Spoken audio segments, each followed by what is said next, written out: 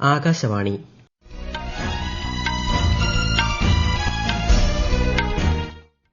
നമസ്കാരം. വാർത്തകൾ വായിക്കുന്നത് മഹേഷ് ദിവാകരൻ.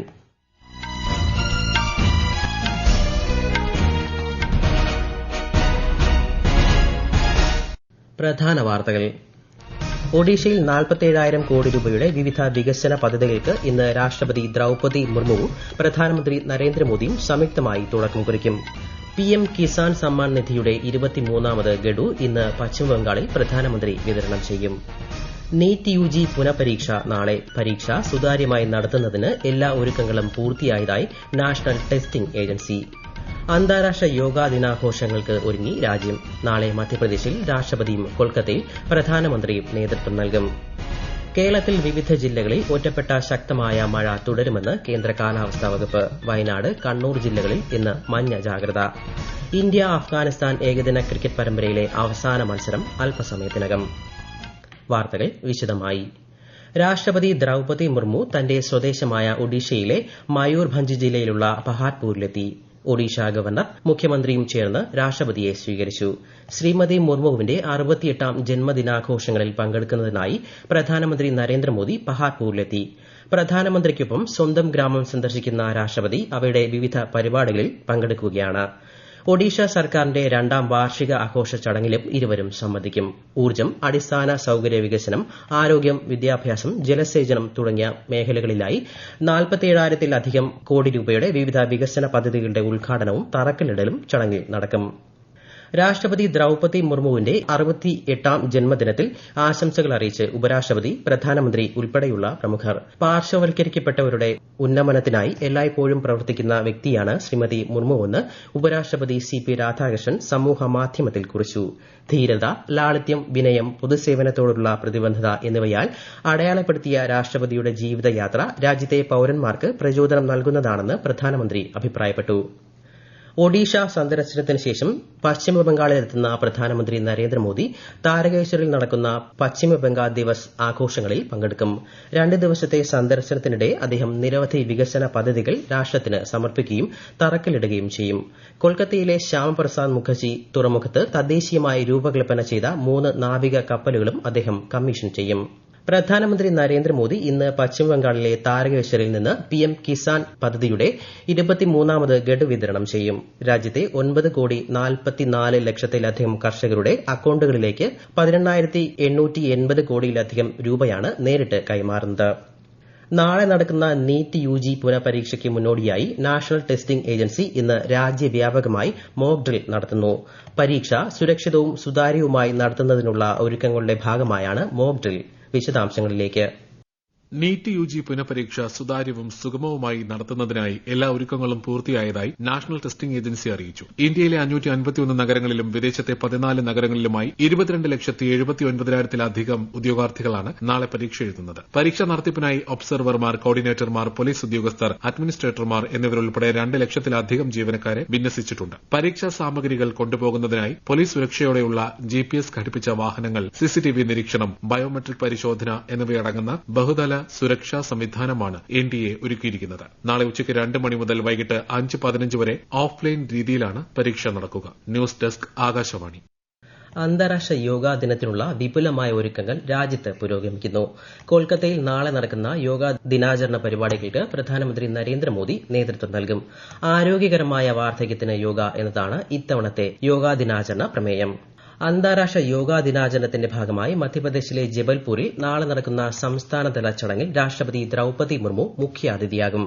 റാണി ദുർഗാവതി സർവകലാശാലയിലെ 36ാമത് ബിരുദദാന ചടങ്ങിലും രാഷ്ട്രപതി മുഖ്യാതിഥിയാകും. 12ാമത് അന്താരാഷ്ട്ര യോഗാ ദിനാചരണത്തിന് മുന്നോടിയായി കേന്ദ്ര ആയുഷ് മന്ത്രാലയത്തിന്റെ യോഗാ സംഗമം പോർട്ടലിൽ രജിസ്റ്റർ ചെയ്ത സംഘടനകളുടെ എണ്ണം 6 ലക്ഷം കവിഞ്ഞു. നാളെ നടക്കുന്ന പ്രധാനമന്ത്രി നരേന്ദ്രമോദിയുടെ യോഗാ ദിനാചരണ പരിപാടിക്കൊപ്പം രാജ്യത്തുടനീളമുള്ള വിവിധ സംഘടനകളും ഒരേ സമയം യോഗ ചെയ്യും. സ്വച്ഛ് ഭാരത് ദൌത്യം പ്രോത്സാഹിപ്പിക്കുന്നതിനായി വിവിധ കേന്ദ്ര സർക്കാർ മന്ത്രാലയങ്ങളിലും വകുപ്പുകളിലും ശുചിത്വ ക്യാമ്പയിനായ സ്വച്ഛതാ പക്വാഡ ആചരിക്കുന്നു. ബഹുജന ശുചിത്വ പരിപാടികൾ, സ്വച്ഛതാ പ്രതിജ്ഞകൾ, അവബോധ മത്സരങ്ങൾ തുടങ്ങിയവ ഇതിന്റെ ഭാഗമായി സംഘടിപ്പിക്കുന്നുണ്ട്. ഈ വാർത്തകൾ ആകാശവാണിയിൽ നിന്ന്. ആകാശവാണി വാർത്തകളും വാർത്താ അധിഷ്ഠിത പരിപാടികളും All India Radio News Thiruvananthapuram YouTube ചാനലിലും at All India Radio News Thiruvananthapuram Facebook പേജിലും AIR ന്യൂസ് _ തിരുവനന്തപുരം ഇൻസ്റ്റഗ്രാം അക്കൌണ്ടിലും at AIR news _ TVM X ഹാൻഡിലും ലഭ്യമാണ്. സംസ്ഥാനത്ത് സെൻസസ് 2027ന്റെ ഭാഗമായി സെൽഫ് എന്യൂമറേഷൻ നടപടികൾ പുരോഗമിക്കുന്നു. ഈ മാസം അവസാനം വരെ നീളുന്ന സെൽഫ് എന്യൂമറേഷന് sc.census.gov.in എന്ന പോർട്ടലിലൂടെ വിവരങ്ങൾ സമർപ്പിക്കാം. ഹിന്ദി, ഇംഗ്ലീഷ് കൂടാതെ 14 ഇന്ത്യൻ ഭാഷകളിൽ ഈ സൌകര്യം ലഭ്യമാണ്. കേരളത്തിൽ വിവിധ ജില്ലകളിൽ ഒറ്റപ്പെട്ട ശക്തമായ മഴ തുടരുമെന്ന് കേന്ദ്ര കാലാവസ്ഥാ വകുപ്പ്. വയനാട്, കണ്ണൂർ ജില്ലകളിൽ ഇന്ന് മഞ്ഞ ജാഗ്രത പ്രഖ്യാപിച്ചിട്ടുണ്ട്. നാളെ 8 ജില്ലകളിലും ലക്ഷദ്വീപിലും മഞ്ഞ ജാഗ്രതയാണ്. കേരള ലക്ഷദ്വീപ് തീരങ്ങളിൽ നാളെയും മറ്റന്നാളും കർണാടക തീരത്ത് നാളെ മുതൽ ചൊവ്വാഴ്ച വരെയും മത്സ്യബന്ധനത്തിന് വിലക്കേർപ്പെടുത്തിയിട്ടുണ്ട്. പ്രധാനമന്ത്രി നരേന്ദ്രമോദിയുടെ നേതൃത്വത്തിന് കീഴിൽ കഴിഞ്ഞ 12 വർഷമായി ഏവർക്കൊപ്പം ഏവരുടെയും വികസനം എന്ന തത്വത്തിലൂന്നി രാജ്യം വൻ വികസന കുതിപ്പാണ് കൈവരിച്ചിരിക്കുന്നത്. പാവപ്പെട്ടവർ, കർഷകർ, സ്ത്രീകൾ, യുവാക്കൾ എന്നിവരുടെ ക്ഷേമത്തിനായി നിരവധി പദ്ധതികളാണ് മോദി സർക്കാർ നടപ്പിലാക്കിയത്. ഒരു റിപ്പോർട്ട്. കഴിഞ്ഞ 12 വർഷത്തിനിടയിൽ ഇന്ത്യയുടെ ഹൈടെക് മേഖലയിൽ വലിയൊരു ഘടനാപരമായ മാറ്റം കൊണ്ടുവരാൻ കേന്ദ്ര സർക്കാരിന് സാധിച്ചിട്ടുണ്ട്. ശാക്തീകരിക്കപ്പെട്ട ഇന്ത്യയുടെ ഏറ്റവും പ്രധാനപ്പെട്ട 2 സ്തംഭങ്ങളാണ് സെമി കണ്ടക്ടർ വ്യവസായ മേഖലയുടെ വികാസവും ബഹിരാകാശ സ്റ്റാർട്ടപ്പുകളുടെ വളർച്ചയും. 2021 ഡിസംബറിലാണ് 76,000 കോടി രൂപയുടെ നിക്ഷേപത്തോടെ ഇന്ത്യ സെമി കണ്ടക്ടർ മിഷൻ ആരംഭിച്ചത്. തുടർന്ന് 1,000 കോടി രൂപയുടെ ധനസഹായത്തോടെ സെമി കണ്ടക്ടർ മിഷൻ 2.0 സർക്കാർ പ്രഖ്യാപിച്ചു. 2014 കേവലം 1 മാത്രമായിരുന്ന ബഹിരാകാശ സ്റ്റാർട്ടപ്പുകളുടെ എണ്ണം ഇന്ന് 400-ലധികമായി ഉയർന്നു. നിലവിൽ $8.4 ബില്യൺ മൂല്യമുള്ള ഇന്ത്യയുടെ ബഹിരാകാശ സമ്പദ് വ്യവസ്ഥ അടുത്ത 8-10 വർഷത്തിനുള്ളിൽ $40 മുതൽ $45 ബില്യൺ ഉയരുമെന്നാണ് പ്രതീക്ഷിക്കുന്നത്. News desk, Akashvani. 2026 പത്മ പുരസ്കാരങ്ങൾ 65 പേർക്കുകൂടി രാഷ്ട്രപതി ദ്രൌപതി മുർമു സമ്മാനിക്കും. രാഷ്ട്രപതി ഭവനിൽ ഈ മാസം 23 നടക്കുന്ന ചടങ്ങിൽ അവാർഡുകൾ വിതരണം ചെയ്യും. സുപ്രീംകോടതി മുൻ ജഡ്ജി ജസ്റ്റിസ് KT തോമസിന് പത്മവിഭൂഷണും നടൻ മമ്മൂട്ടിക്ക് പത്മഭൂഷണും സമ്മാനിക്കും. ഇന്ത്യ അഫ്ഗാനിസ്ഥാൻ ഏകദിന ക്രിക്കറ്റ് പരമ്പരയിലെ മൂന്നാമത്തെയും അവസാനത്തെയും മത്സരം ഇന്ന് ഉച്ചയ്ക്ക് 1:30 ചെന്നൈയിലെ MA ചിദംബരം സ്റ്റേഡിയത്തിൽ നടക്കും. ആതിഥേയരായ ഇന്ത്യ ഇതിനോടകം 2-0 പരമ്പര ഉറപ്പിച്ചു. ഫിഫ ലോകകപ്പ് ഫുട്ബോളിൽ ഗ്രൂപ്പ് D മത്സരത്തിൽ പരാഗ്വെ തുർക്കിയെയും അമേരിക്ക ഓസ്ട്രേലിയയെയും പരാജയപ്പെടുത്തി.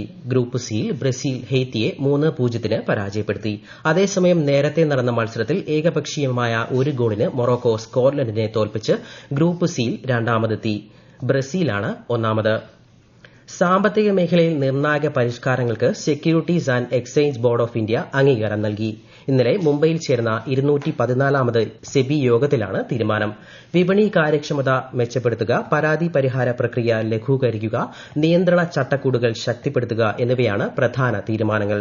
കൂടാതെ മരണപ്പെട്ട നിക്ഷേപകരുടെ പേരിലുള്ള അവകാശവാദ നടപടികളും സെബി ലളിതമാക്കി. കേരളത്തിൽ ഇന്നലെ 10 ഷിഗല്ല രോഗബാധ കൂടി റിപ്പോർട്ട് ചെയ്തു. കോഴിക്കോട്, തിരുവനന്തപുരം, തൃശൂർ, മലപ്പുറം, പാലക്കാട് എന്നിവിടങ്ങളിലാണ് രോഗബാധ റിപ്പോർട്ട് ചെയ്തത്. എന്നാൽ ഷിഗല്ല വ്യാപനം സംസ്ഥാനത്ത് നിയന്ത്രണ വിധേയമാണെന്നും ഇന്നലെ മരണം റിപ്പോർട്ട് ചെയ്തിട്ടില്ലെന്നും ആരോഗ്യമന്ത്രി അറിയിച്ചു. പ്രതിരോധ പ്രവർത്തനങ്ങൾ സംസ്ഥാനത്ത് കാര്യക്ഷമമായി തുടരുന്നതായും അദ്ദേഹം പറഞ്ഞു. എബോള രോഗബാധ സംശയത്തെ തുടർന്ന് കോട്ടയം മെഡിക്കൽ കോളേജ് ആശുപത്രിയിൽ പ്രത്യേക നിരീക്ഷണത്തിൽ കഴിഞ്ഞിരുന്ന സൌത്ത് സുഡാനിൽ നിന്നെത്തിയ 54-കാരിയുടെ അന്തിമ പരിശോധനാ ഫലം നെഗറ്റീവ്. പൂനെ വൈറോളജി ഇൻസ്റ്റിറ്റ്യൂട്ടിൽ നിന്ന് ലഭിച്ച റിപ്പോർട്ടിന്റെ അടിസ്ഥാനത്തിലാണ് എബോള ബാധയില്ലെന്ന് ആരോഗ്യവകുപ്പ് സ്ഥിരീകരിച്ചത്. പശ്ചിമബംഗാൾ ദിനത്തോടനുബന്ധിച്ച് ഉപരാഷ്ട്രപതി CP രാധാകൃഷ്ണൻ, പ്രധാനമന്ത്രി നരേന്ദ്രമോദി, കേന്ദ്ര ആഭ്യന്തരമന്ത്രി അമിത്ഷാ എന്നിവർ ആശംസകൾ നേർന്നു. പ്രധാന വാർത്തകൾ വീണ്ടും. ഒഡീഷയിൽ 47,000 കോടി രൂപയുടെ വിവിധ വികസന പദ്ധതികൾക്ക് ഇന്ന് രാഷ്ട്രപതി ദ്രൌപതി മുർമുവും പ്രധാനമന്ത്രി നരേന്ദ്രമോദിയും സംയുക്തമായി തുടക്കം കുറിക്കും.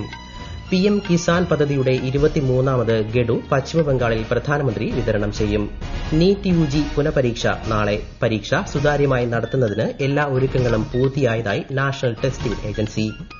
അന്താരാഷ്ട്ര യോഗാ ദിനാഘോഷങ്ങൾക്ക് ഒരുങ്ങി രാജ്യം. നാളെ മധ്യപ്രദേശിൽ രാഷ്ട്രപതിയും കൊൽക്കത്തയിൽ പ്രധാനമന്ത്രിയും നേതൃത്വം നൽകും. കേരളത്തിൽ വിവിധ ജില്ലകളിൽ ഒറ്റപ്പെട്ട ശക്തമായ മഴ തുടരുമെന്ന് കേന്ദ്ര കാലാവസ്ഥാ വകുപ്പ്. വയനാട്, കണ്ണൂർ ജില്ലകളിൽ ഇന്ന് മഞ്ഞ ജാഗ്രത. ഇന്ത്യ അഫ്ഗാനിസ്ഥാൻ ഏകദിന ക്രിക്കറ്റ് പരമ്പരയിലെ അവസാന മത്സരം അല്പസമയത്തിനകം. വാർത്തകൾ കഴിഞ്ഞു. അടുത്ത വാർത്താ പ്രക്ഷേപണം വൈകിട്ട് 6:30.